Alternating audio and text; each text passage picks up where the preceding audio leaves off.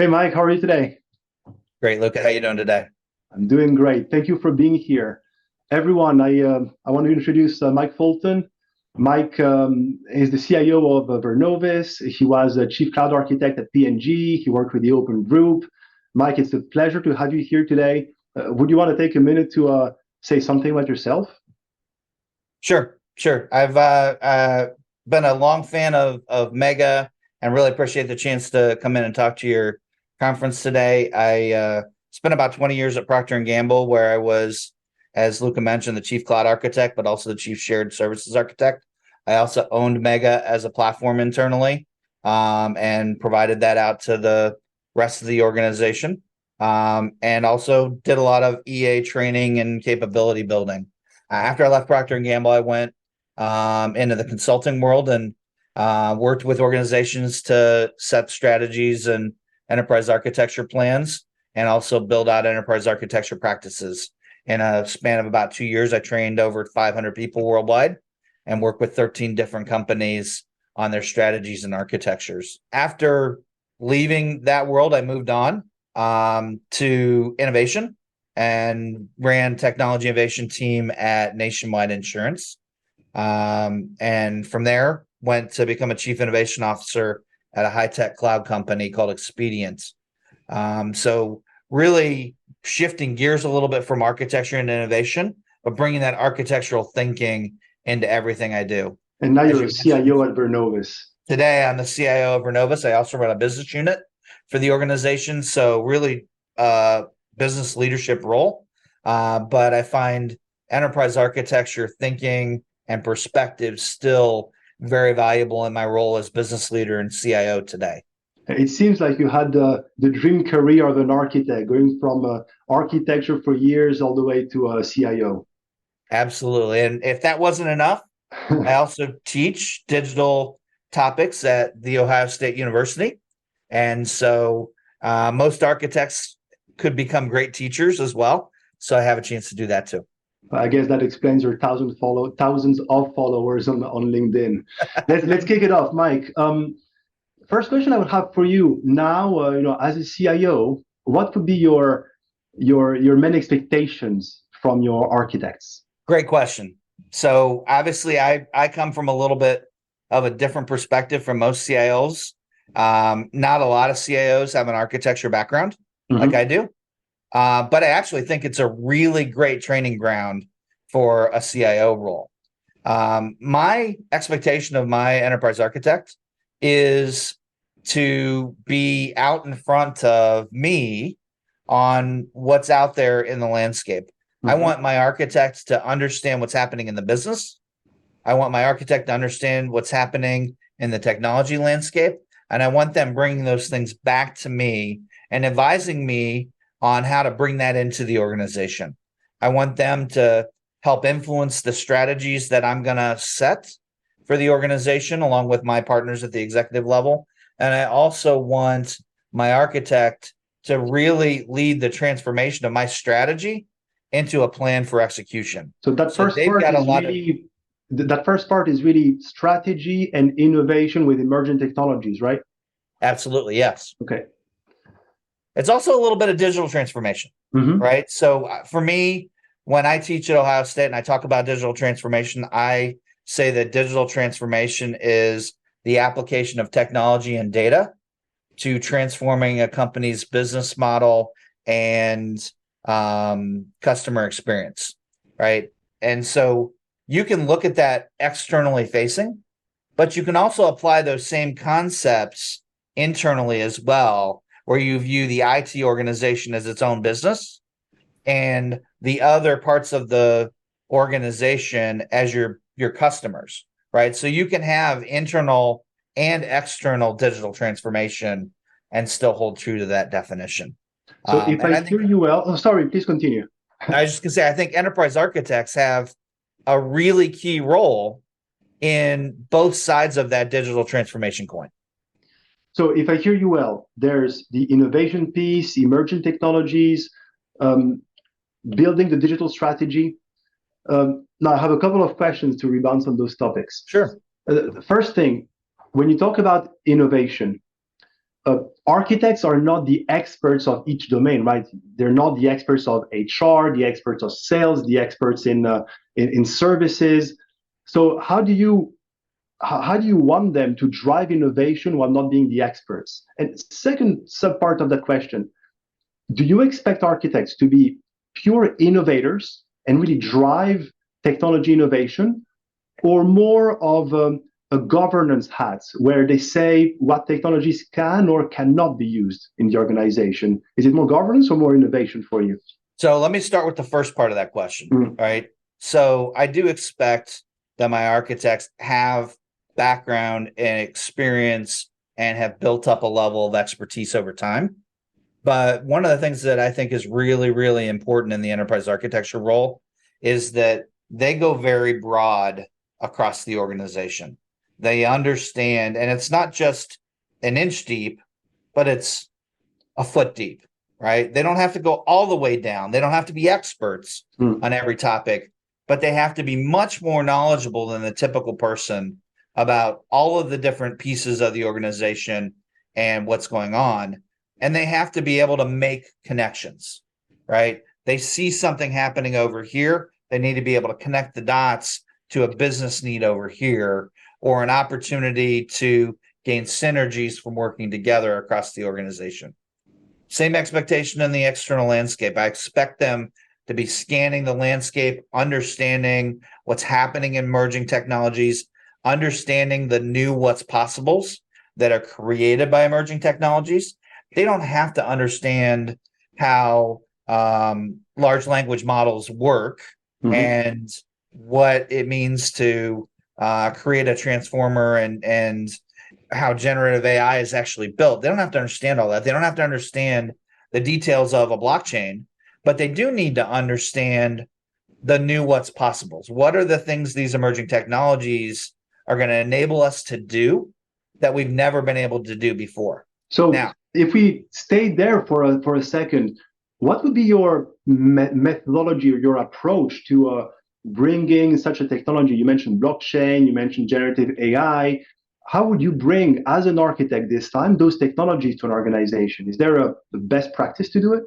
Yeah, so when I have done this in the past, what I have focused on with my organizations is really what does the technology do that we can't do today, right? So when I was at Nationwide, for example, I was the company's subject matter expert on blockchain.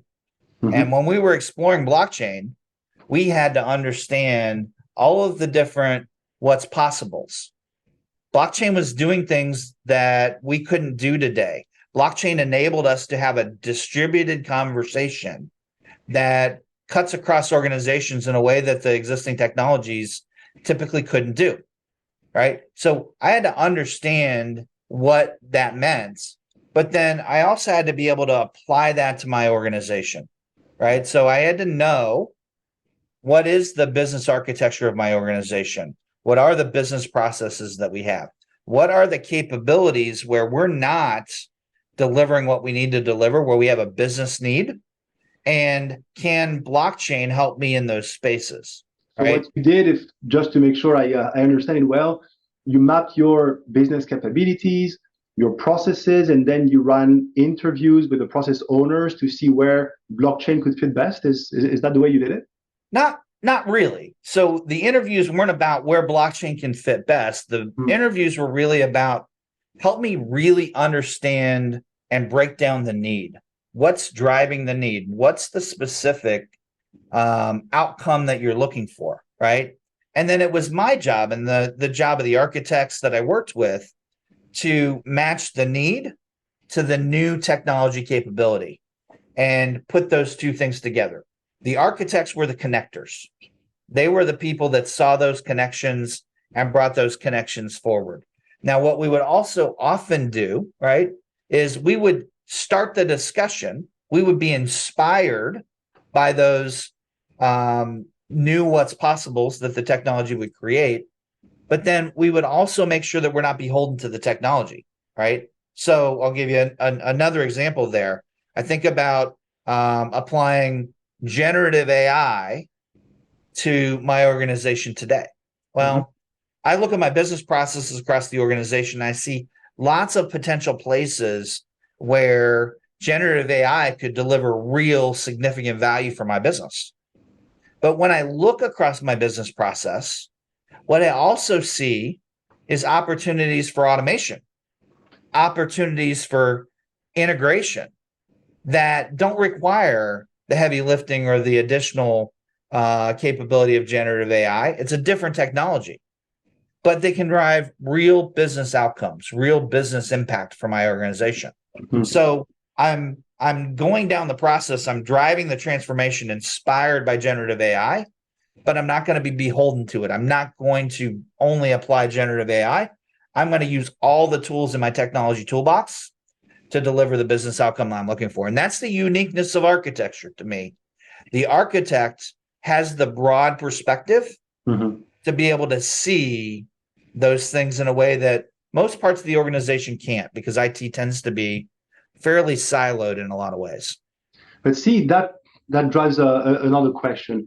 Coming back to governance, actually. Yeah.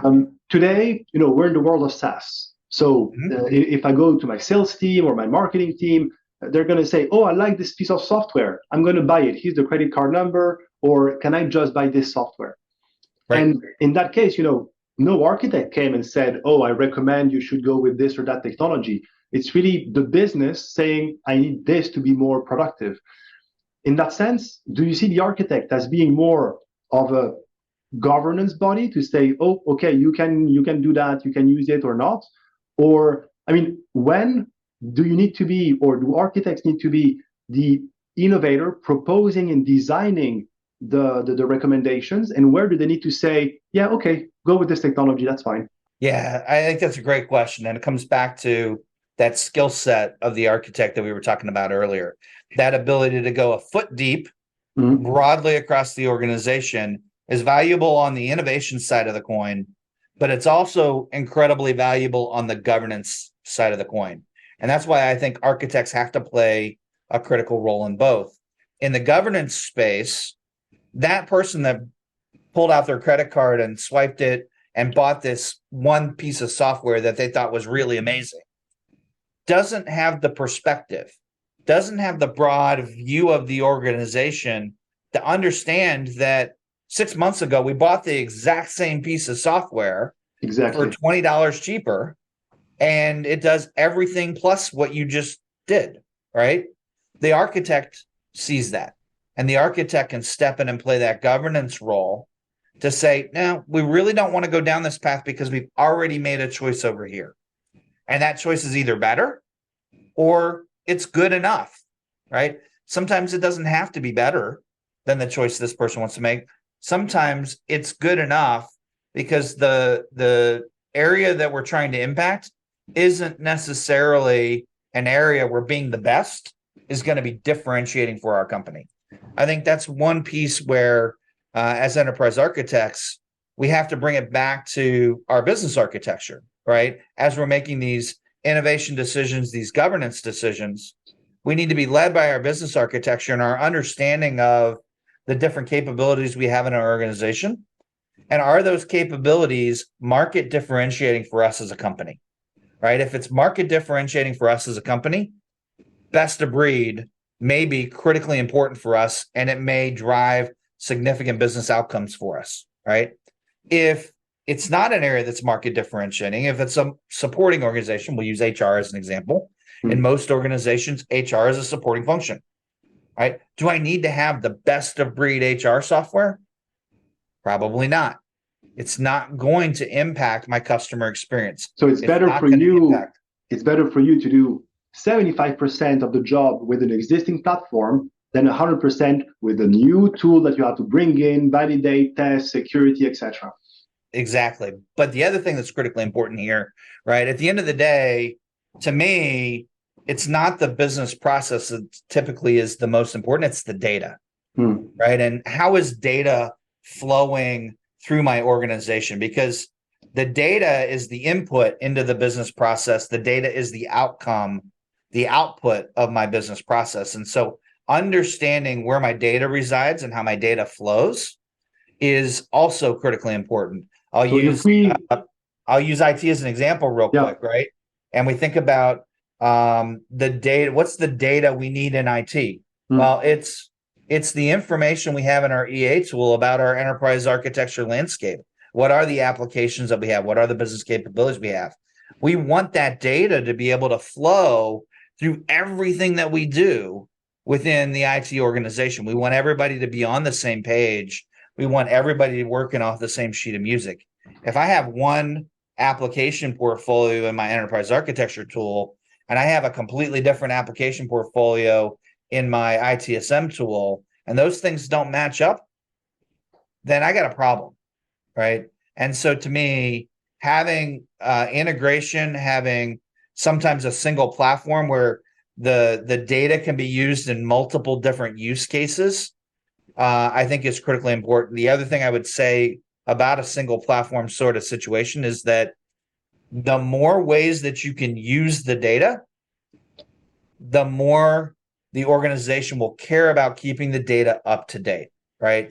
So if we go back to our business capability map, if we're using that to drive our business architecture, but we're also using that to assess risk across the organization, and we're also using that capability map to do business continuity across the organization, right? Now you've got all of these different stakeholders looking at the same data. And if that data is wrong, you're much more likely to see that it's wrong and to invest in getting it right. So you're ensuring the quality of data also by having this platform perspective. Absolutely. Absolutely. I love what you're saying, because very obviously that goes into the mega vision where we put together architecture, but also process mapping, risk, and data governance all together for that same reason. So you're really going in our way there, and probably that's why we work together. And it's one of the things when I was at Procter & Gamble, we did, right? We used, as I mentioned early on, we used the mega platform, and we used it for business architecture. We used it for digital transformation. We used it for managing our business continuity across the organization. We used it to drive our software licensing, some of our IT asset management stuff. It was one platform where we tried to do everything as much as possible in the platform, and that was where we got a lot of value. Technology selection, data analysis, software governance, and transformation, including the process mapping you said earlier. I love that view. Just trying to move on to my next question. We talked about the role of architects for business architecture, understanding the customer, that global view. But at the same time, I mean, I'm sure many people in the audience are asking, the level of maturity of architecture teams around the world is not the same everywhere. I mean, I have seen many architects that were happy just doing, for now, an IT inventory, consolidating application data, sometimes technology, focusing on cost saving, technology obsolescence. But here you focus really on the business part, customer experience, business digital transformation. So do you think that goal applies to all architects despite the level of maturity, or is there a progression that takes place? I think there is a progression. I think organizations need to mature their architecture practice. They need to increase the skill set of the individuals over time within the organization. And they also need to create that credibility inside the organization. If you've got a CIO that has never worked with a truly top-notch enterprise architecture team, you have to build up that credibility. You have to start by coming in on a project or two and really being that technical expert that can help drive decisions on that project and making that project outcome better. So typically, I like where you're starting. So would you recommend starting with a project like implementing a new application, or with the description of the application portfolio, or either works? Where would you start? If you had to say 80% of organizations should start with, what would it be? So most organizations that I have seen start with getting architects on projects. Mm. I don't like that personally. I think the number one thing you need to do with your enterprise architecture practice, if you're just getting started, is figure out how you can add value to the organization. What's going to be the way that you can add clear and distinct value to the organization, to the business, and how are you going to track that value? Because one of the things that I've seen enterprise architecture organizations fall down on over and over and over again is being able to describe the value they're delivering to the rest of the organization. And because that value is a little bit fuzzy, architecture can be a place where when there's a business downturn, when there's a change in CIO, when things happen, right? You look at the architecture group and it's this team of really, really experienced, really, really expensive resources. It can be an easy place to cut if you don't understand the value that architecture brings to the organization.